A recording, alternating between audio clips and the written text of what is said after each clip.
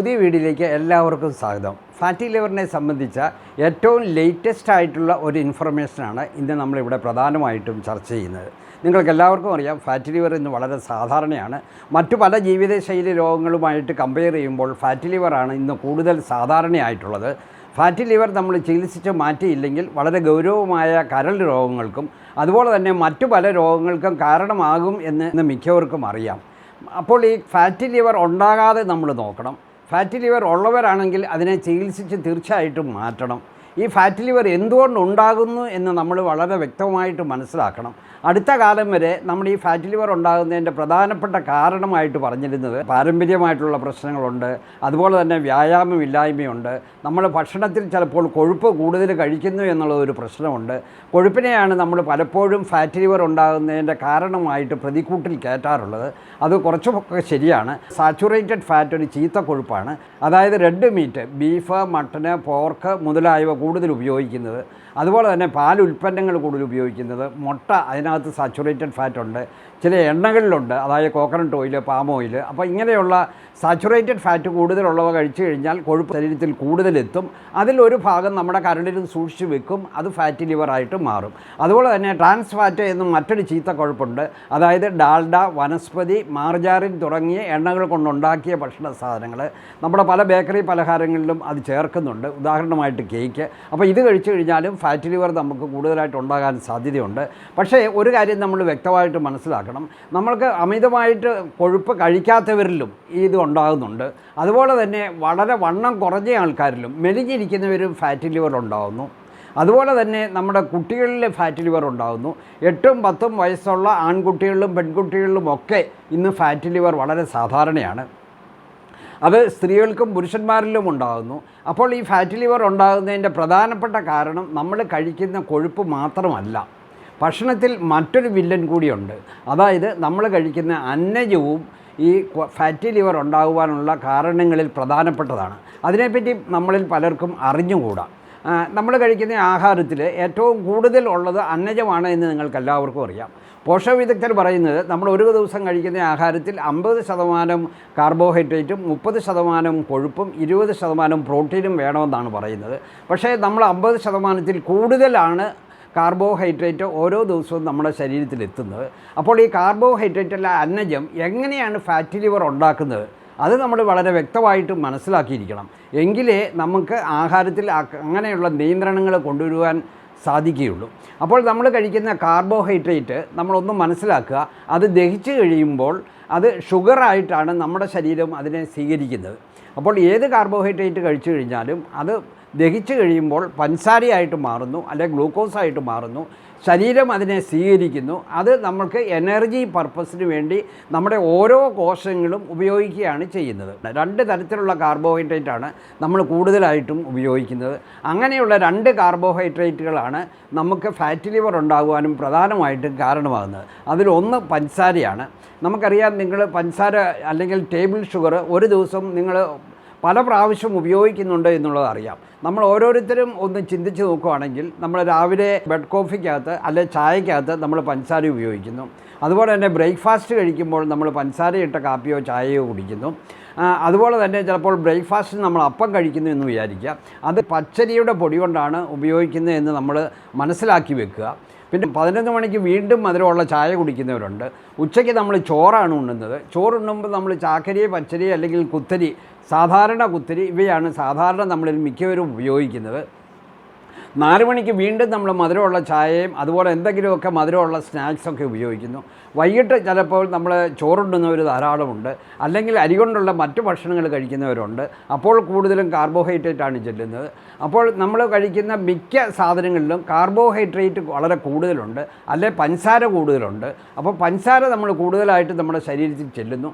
അത് മുഴുവൻ നമ്മുടെ രക്തത്തിലെ പഞ്ചസാരയായിട്ട് മാറുകയാണ് ചെല്ലുന്നത്. അതുപോലെ തന്നെ റിഫൈൻഡ് ആയിട്ടുള്ള ഗ്രെയിൻസിൻ്റെ കാര്യം ഞാൻ സൂചിപ്പിച്ചു. വെളുത്ത അരിയുടെ പൊടി. അപ്പോൾ നമ്മൾ സാധാരണ ഉണ്ണുന്ന ചോറ്, ചാക്കരി, പച്ചരി, കുത്തരി, അത് തവിട് നീക്കിയ അരിയാണ്. അത് മില്ലിൽ അത് റിഫൈൻഡ് ചെയ്താണ് നമുക്ക് കിട്ടുന്നത്. അപ്പോൾ അതിൻ്റെ തവിട് നീക്കം ചെയ്യുന്നു. തവിട് നീക്കം ചെയ്യുമ്പോൾ അതിനകത്തെ നാരുകൾ നീക്കം ചെയ്യപ്പെടുന്നു. അതുപോലെ തന്നെ അതിനകത്തെ നല്ല വൈറ്റമിൻസും മിനറൽസും ഒക്കെ നീക്കം ചെയ്യപ്പെടുന്നു. അപ്പോൾ നമുക്ക് തിരിച്ച് അരിയായിട്ട് കിട്ടുന്നത്, അതായത് ചാക്കരി, പച്ചരി, സാധാരണ കുത്തരി, അതിനകത്ത് കാർബോഹൈഡ്രേറ്റ് മാത്രമേ ഉള്ളൂ, മറ്റു പോഷകങ്ങളൊന്നുമില്ല. അപ്പോൾ ഈ കാർബോഹൈഡ്രേറ്റ് അതേപടി തന്നെ നമ്മുടെ ശരീരത്തിലെ ഗ്ലൂക്കോസായിട്ട് മാറുകയാണ് ചെയ്യുന്നത്. അതുപോലെ തന്നെ തവിട് നീക്കിയ ധാന്യങ്ങളുടെ പൊടികളും ഇതേ വർഗ്ഗത്തിൽപ്പെടുന്നവയാണ്. അതായത് തവിട് നീക്കിയ ധാന്യങ്ങളുടെ പൊടികളാണ് നമ്മൾ പച്ചരി കൊണ്ടുണ്ടാക്കുന്ന പൊടി. അതുപോലെ തന്നെ ഗോതമ്പ് പൊടിപ്പിക്കുമ്പോൾ നമുക്ക് മൈദ കിട്ടുന്നു. ആ മൈദ കൊണ്ടാണ് നമ്മൾ പൊറോട്ട ഉണ്ടാക്കുന്നത്. ഈ മൈദയ്ക്കകത്ത് ഒട്ടും തന്നെ നാരുകളോ മറ്റു പോഷകങ്ങളോ ഒന്നുമില്ല. അത് മുഴുവൻ കാർബോഹൈഡ്രേറ്റാണ്. അപ്പോൾ അത് കഴിക്കുമ്പോഴും നമ്മുടെ ശരീരത്തിൽ കാർബോഹൈഡ്രേറ്റാണ് കൂടുതൽ ചെല്ലുന്നത്. അപ്പോൾ കാർബോഹൈഡ്രേറ്റ് നമ്മുടെ ശരീരത്തിൽ കൂടുതൽ ചെല്ലുമ്പോൾ അത് ദഹിച്ച് ഗ്ലൂക്കോസ് ആയിട്ടാണ് മാറുന്നത്. അപ്പോൾ കൂടെ നമ്മൾ പഞ്ചസാര കഴിക്കുന്നു, കൂടെ നമ്മൾ തവിട് നീക്കിയ ധാന്യങ്ങൾ കഴിക്കുന്നു, അല്ലെ തവിട് നീക്കിയ ധാന്യങ്ങളുടെ പൊടികൾ കഴിക്കുന്നു. അപ്പോൾ ഈ കൂടെ ഇവ നമ്മൾ കഴിക്കുമ്പോൾ നമ്മുടെ രക്തത്തിലെ പഞ്ചസാര കൂടെ ഉയരുകയാണ് ചെയ്യുന്നത്.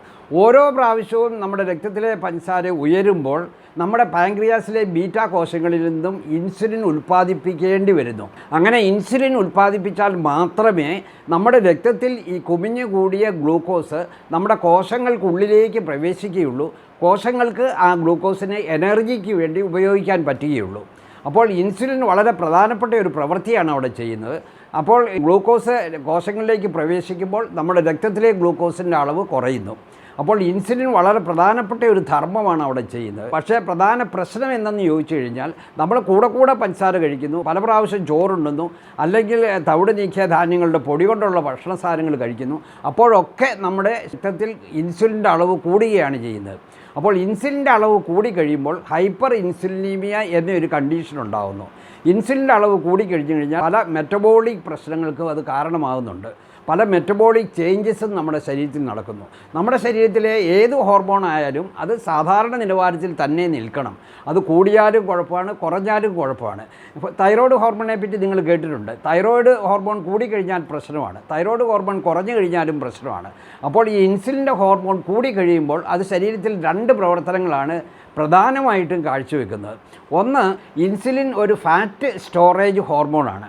കൂടുതൽ ഇൻസുലിൻ രക്തത്തിൽ വന്നു കഴിയുമ്പോൾ അത് നമ്മുടെ ഈ കാർബോഹൈഡ്രേറ്റ് അല്ലെങ്കിൽ ഗ്ലൂക്കോസിനെ ഫാറ്റായിട്ട് കൺവേർട്ട് ചെയ്ത് നമ്മുടെ ശരീരത്തിൽ സൂക്ഷിക്കുന്നു.